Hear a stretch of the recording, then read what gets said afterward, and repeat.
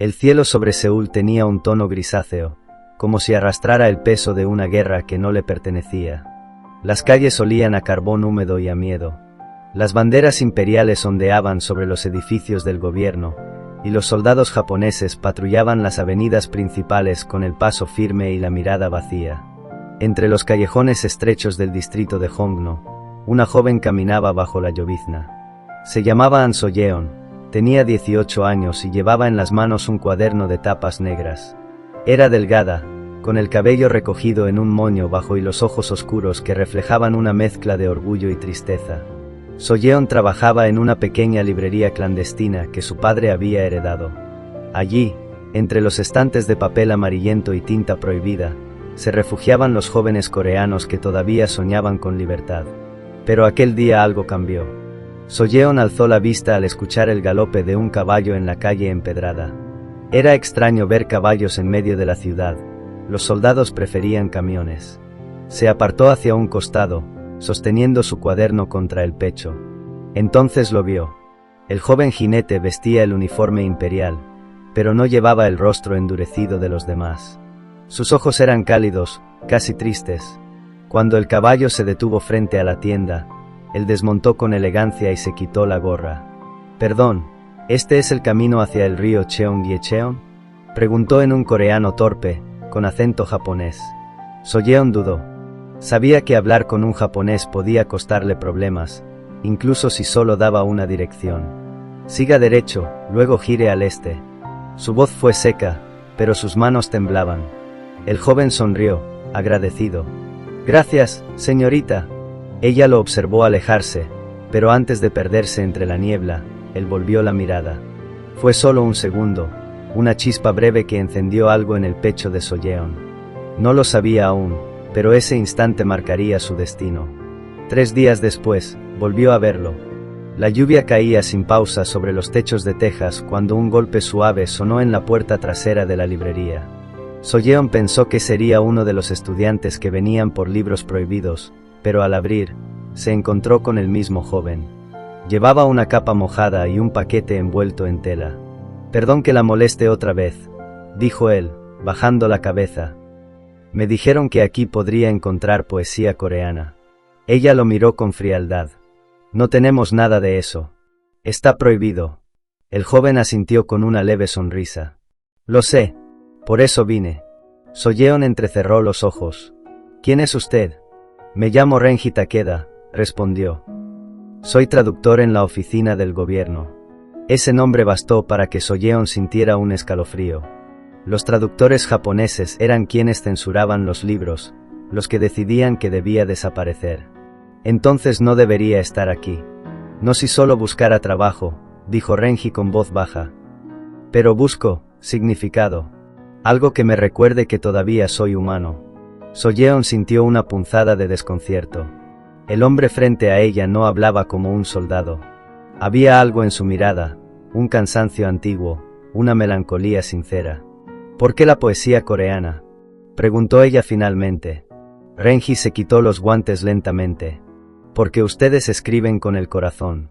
Y yo», hizo una pausa, «ya no sé si tengo uno». El silencio entre ellos se volvió denso. La lluvia golpeaba el tejado, marcando un ritmo lento y triste. So-yeon no sabía por qué lo hizo, pero lo dejó entrar. Dentro de la librería, el aire olía a papel viejo y esperanza. Renji recorrió los estantes con respeto, sin tocar nada. «Mi madre era maestra de literatura», dijo él. «Me enseñó que las palabras pueden salvar a las personas, pero también pueden destruirlas». «Entonces su madre entendería que las nuestras nos condenan», respondió So-yeon con amargura. Renji la miró con suavidad. «No debería ser así». Por un instante, sus miradas se cruzaron. Ella sintió que algo invisible la atraía hacia él, como si aquel enemigo inesperado comprendiera su soledad mejor que nadie. Esa noche, Renji compró un libro clandestino de poemas de Yoon Dong-hu. Pagó con billetes que temblaban entre sus dedos. Antes de marcharse, dijo: «Volveré a devolverlo cuando termine, si me lo permite». So-yeon asintió, aunque sabía que era peligroso. Y sin embargo, cuando la puerta se cerró tras él, su corazón ya no latía igual. Semanas después, La presencia de Renji se volvió una rutina secreta. Llegaba siempre de noche, bajo la lluvia o la neblina. Ella fingía molestarse, pero lo esperaba en silencio. Le mostraba libros escondidos, y él los leía en voz alta con un acento torpe y encantador. Una de esas noches, mientras la tormenta rugía afuera, Renji recitó una estrofa en hangul que apenas comprendía. Aunque el viento arranque mis raíces, el alma del pino sigue mirando al cielo. ¿Qué significa?, preguntó. Que aunque nos quiten la tierra, susurró Soyeon, no pueden quitarnos la dignidad. Renji la miró como si esa frase le hubiera atravesado el pecho. Soyeon, murmuró su nombre por primera vez, como si lo temiera. Usted no debería hablar conmigo. Y usted no debería venir, replicó ella. El silencio volvió, pero esta vez era distinto. Era un silencio que dolía y a la vez los unía. Cuando la lluvia cesó, Renji extendió la mano hacia ella. Prométame algo, dijo con voz temblorosa. Si algún día desaparezco, siga leyendo. Aunque todo se apague, lea. Las palabras pueden mantenernos vivos. Soyeon lo miró sin saber por qué sentía ganas de llorar. Lo prometo. Pero el amor nunca pasa desapercibido, incluso cuando se oculta en susurros. Un oficial japonés comenzó a rondar la librería. Los vecinos murmuraban. Algunos decían que habían visto a un soldado entrar de noche. Soyeon empezó a sentir miedo. Una tarde, mientras cerraba el local, escuchó pasos tras ella. Soyeon, susurró Renji desde la sombra. Me trasladan al cuartel de Busan. Ella se giró bruscamente. ¿Cuándo? Mañana al amanecer. El mundo pareció desmoronarse en ese instante. No, susurró. No puede irse así. Renji la miró con dolor. No tengo elección. Pero hay algo que sí puedo decidir. Y entonces la besó. Bajo la lluvia, entre el sonido del trueno y el murmullo de la ciudad dormida, la besó como si el tiempo se acabara. Fue un beso breve, prohibido, desesperado, pero lleno de verdad. Soyeon, dijo él al separarse. Si el destino me lo permite, volveré. Y si no, lea mi nombre en los poemas. Allí estaré. Ella no pudo responder. Solo lo vio alejarse, perdiéndose entre las sombras y el sonido distante del goteo en los tejados. El viento del mar traía olor a hierro y sal. En los muelles, los soldados descargaban cajas marcadas con símbolos imperiales. Entre ellos, con el rostro serio y los ojos perdidos, estaba Renji Takeda. Desde su traslado, no había vuelto a escribir ni a leer poesía. Las órdenes eran claras: traducir informes, censurar cartas, identificar agitadores. Cada palabra que tachaba era una herida en su conciencia. Pero las noches eran su castigo. En sueños, veía el rostro de Soyeon, sus labios bajo la lluvia, su promesa de seguir leyendo. Despertaba empapado en sudor, sintiendo que cada amanecer lo alejaba más de ella. Una tarde, mientras revisaba documentos confiscados, halló algo que le heló la sangre, un informe con el sello del ejército imperial, donde se mencionaba la librería de Hongno como punto de reunión clandestina. El nombre de An Soyeon aparecía en la lista de sospechosos. Renji se levantó bruscamente. Esto no puede ser, susurró, pero sabía que era cierto, alguien los había delatado. Esa noche, sin permiso ni plan, tomó un tren hacia Seúl. Seúl. La ciudad estaba más tensa que nunca. Los toques de queda eran diarios, los rumores de rebelión, constantes. Soyeon seguía atendiendo la librería, aunque ya casi nadie se atrevía a entrar. Su padre había enfermado, y ella trabajaba sola, escondiendo los libros más peligrosos en el suelo. Cuando escuchó los pasos apresurados en la puerta, pensó que eran soldados. Pero al verlo, dejó caer la lámpara que sostenía. «Renji», susurró, con un hilo de voz. Él la abrazó sin decir palabra. El temblor en su cuerpo le bastó para entender que todo iba mal. «Han puesto tu nombre en una lista», le dijo en voz baja. «Vendrán por ti». «¿Cómo lo sabes?» «Lo vi con mis propios ojos». Ella lo miró con terror. «Entonces estás traicionando a los tuyos». Renji asintió. «Y lo haría 1000 veces más».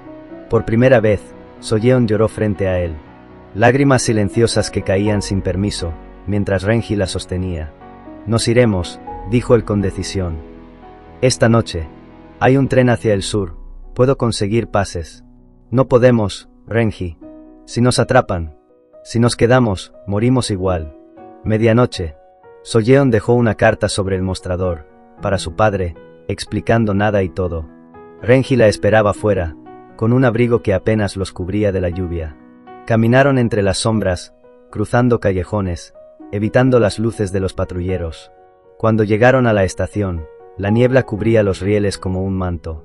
¿A dónde iremos?, preguntó ella. A Gyeongju. Hay un monje que ayuda a los fugitivos. No se esconderá. Subieron al tren sin mirar atrás. 2 días después, estaban refugiados en un templo en las colinas. El silencio del lugar era casi irreal después del ruido de la ciudad. Soyeon encendía incienso y ayudaba a los monjes, mientras Renji reparaba techos o copiaba sutras. Era una paz frágil, pero real. Por primera vez, se permitieron sonreír. Una noche, bajo la luz de las linternas de papel, Renji tomó las manos de Soyeon. Si la guerra termina, volveré contigo a Seúl. Abriremos una librería nueva, sin miedo. Ella lo miró con ternura y tristeza. ¿Y si no termina? Renji la abrazó. Entonces inventaremos nuestra propia paz. Sus labios se encontraron de nuevo, esta vez sin prisa, sin huida. La lluvia golpeaba los tejados del templo, marcando el compás de su promesa. Pero el destino no olvida.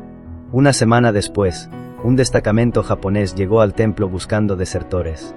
El monje mayor los ocultó en una sala secreta, detrás del altar, donde el olor del incienso disimulaba la respiración. Los pasos resonaron sobre sus cabezas, los soldados registraban todo. Renji apretó la mano de Soyeon. Ella lo miró, sin parpadear. Podían oír cada palabra. Hay informes de un traductor desaparecido, decía el oficial japonés. Un traidor.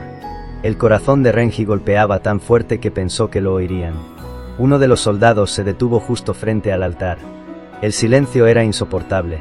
Entonces, una campana sonó en el patio. Otro monje los llamó. Los soldados se marcharon, dejando solo el olor a hierro y miedo. Renji cayó de rodillas. Soyeon lo abrazó, temblando. No podemos quedarnos, susurró. Lo sé, dijo él, y su voz era apenas un hilo. Pero ya no huiremos más. Invierno de 1941. Vivían escondidos en una cabaña cerca del Mar del Este. Renji trabajaba como pescador, Soyeon tejía redes. Nadie sabía quiénes eran. A veces, por las noches, él recitaba los versos que recordaba. Ya no los leía en voz alta, no tenían libros, pero las palabras vivían en su memoria. Aunque el viento arranque mis raíces, el alma del pino sigue mirando al cielo. Era su oración compartida. Una tarde, Renji regresó del puerto con una noticia. El ejército me busca. Han puesto recompensa por mi cabeza. Soyeon lo miró con horror. Entonces debes irte solo. No pueden encontrarte conmigo. Nunca más te dejaré. La tomó del rostro, decidido. Prefiero morir contigo que vivir sin ti. Ella lo besó, llorando. Entonces moriremos juntos, pero que sea viviendo. Durante semanas, planearon cruzar la frontera hacia China. Era una locura, pero era la única salida. Vendieron lo poco que tenían y esperaron la noche más oscura del mes. Pero el destino, otra vez, los alcanzó antes. Un grupo de soldados los interceptó en el camino, a la altura de un bosque cubierto de nieve. Renji empujó a Soyeon detrás de un árbol. ¡Corre!, gritó. Ella no se movió. No te dejaré. Uno de los soldados lo reconoció. Takeda Renji. Por órdenes del cuartel, queda arrestado por traición. Renji levantó las manos, sin resistirse. Déjenla ir. Ella no tiene culpa. Pero cuando los soldados avanzaron hacia Soyeon, él reaccionó. Golpeó al primero, empujó al segundo, un disparo sonó.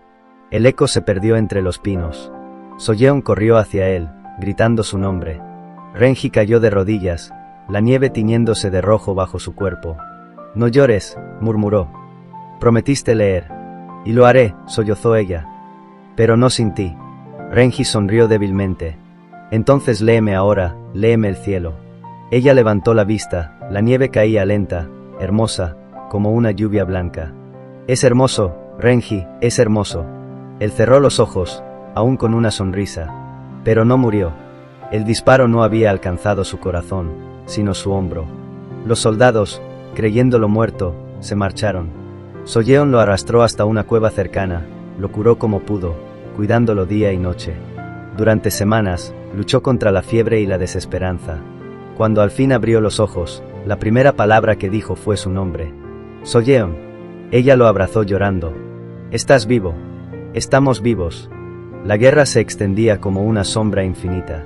El sonido de los trenes cargados de soldados se mezclaba con el llanto de las campanas. En un pequeño pueblo costero, escondido entre montañas y mar, An Solleon y Renji Takeda seguían vivos. Renji trabajaba reparando redes de pesca. Su hombro, aunque sanó, le recordaba cada día la frontera invisible que los separaba del mundo. Solleon escribía versos en trozos de papel que escondía entre piedras, como si cada palabra pudiera mantener su historia viva. Una tarde, mientras el sol caía sobre el mar, Solleon escribió una frase y la dejó sobre la mesa. El amor no conoce imperios, solo corazones. Renji la leyó y sonrió. Es hermoso. Es verdad, respondió ella. Se miraron en silencio, sabiendo que esa verdad era lo único que tenían. Días después, un barco japonés ancló en la costa. La aldea entera se llenó de soldados. Buscaban desertores y espías. Renji lo supo al ver las insignias. Eran del mismo cuartel donde él había servido. Vendrán por mí, dijo, con voz firme. Nos esconderemos otra vez, propuso ella, desesperada. Él negó con la cabeza. No puedo seguir huyendo, Solleon. Ya no. Si me atrapan ahora, te llevarán a ti también. Ella se aferró a su brazo. Entonces huiremos juntos, como siempre. Renji la miró con ternura. No esta vez. Esta vez te salvaré, aunque me odies por ello. Esa noche, mientras Solleon dormía, él escribió una carta y la dejó sobre la almohada. Solleon, mi sol bajo la lluvia. No hay patria más grande que el amor. No hay culpa más grande que negarlo. Si el destino me obliga a desaparecer, recuerda que el cielo no obedece banderas. Vivirás libre, y en ti viviré también. Renji, al amanecer, se entregó al destacamento, diciendo que había desertado solo. Los soldados lo esposaron y lo subieron al barco. Ninguno imaginó que una figura femenina, vestida con ropa de campesina, los seguía entre la niebla. 2 días después, el barco llegó al puerto de Fukuoka. Renji sería juzgado como traidor. Solleon, escondida entre cajas, logró infiltrarse en el muelle. Durante la noche, cuando trasladaban a los prisioneros, una explosión sacudió el puerto.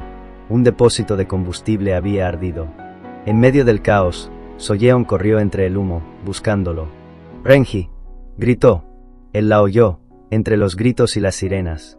No entendía cómo era posible, pero allí estaba ella, cubierta de hollín, corriendo hacia él. Los soldados apuntaron. Renji se interpuso, gritando algo en japonés que Solleon no entendió. Un disparo resonó, pero esta vez no alcanzó a nadie. La explosión había derribado parte del muelle. Cayeron al agua, juntos. El frío era insoportable. Ella trató de nadar, pero la corriente los arrastraba. Renji la sostuvo con su brazo herido, empujándola hacia una tabla flotante. ¡Aguanta!, le gritó. Solleon, no me sueltes. El mar rugía, como si quisiera tragárselos. Entonces ella vio luces en la distancia, un pequeño barco pesquero. Gritó con todas sus fuerzas. Unos hombres los rescataron antes del amanecer. Semanas después, despertó en una cabaña desconocida. El olor a sal y a madera húmeda llenaba el aire. A su lado, dormía Renji, con el rostro pálido pero respirando. Un anciano japonés los había encontrado a la deriva. Les dio refugio sin hacer preguntas. Dios los trajo aquí, dijo el viejo. El amor también es una forma de fe. Solleon pasó días cuidando de Renji, rezando sin palabras. Cuando por fin abrió los ojos, él la miró como si despertara de un sueño eterno. ¿Dónde estamos? Lejos de todo. Cerca de nosotros, dijo ella sonriendo. Él rió suavemente, con lágrimas en los ojos. Creí que moriría sin verte una vez más. Entonces me habrías mentido, respondió ella. Dijiste que vivirías en mí. Renji tomó su mano y la besó.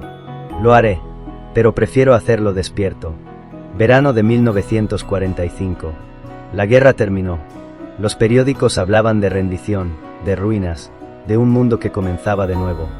Renji y Solleon cruzaron de vuelta a Corea en un barco de refugiados. No tenían documentos, solo una promesa y una vieja libreta que Solleon había protegido durante años, el cuaderno de tapas negras. Al llegar a Seúl, la ciudad era otra, calles destruidas, muros en silencio. Pero entre las ruinas, la librería de su padre seguía en pie. Las ventanas estaban rotas, las estanterías cubiertas de polvo, pero el lugar aún olía a papel y a esperanza. Renji se arrodilló, tocando el suelo. «Estamos en casa». Soyeon abrió el cuaderno y escribió la última línea. «La lluvia cae sobre todos, pero el amor florece donde quiere». Él la miró. «¿Es el final?». Ella negó, sonriendo. «Es el comienzo». Y en ese instante, como si el cielo los bendijera, comenzó a llover. Renji la abrazó, y se besaron bajo la lluvia de Seúl, esa lluvia que los había unido, separado y devuelto al mundo. Ya no había guerra, ni imperios, ni fronteras. Solo dos almas que se habían encontrado en medio del caos, y que ahora, por fin, estaban en paz.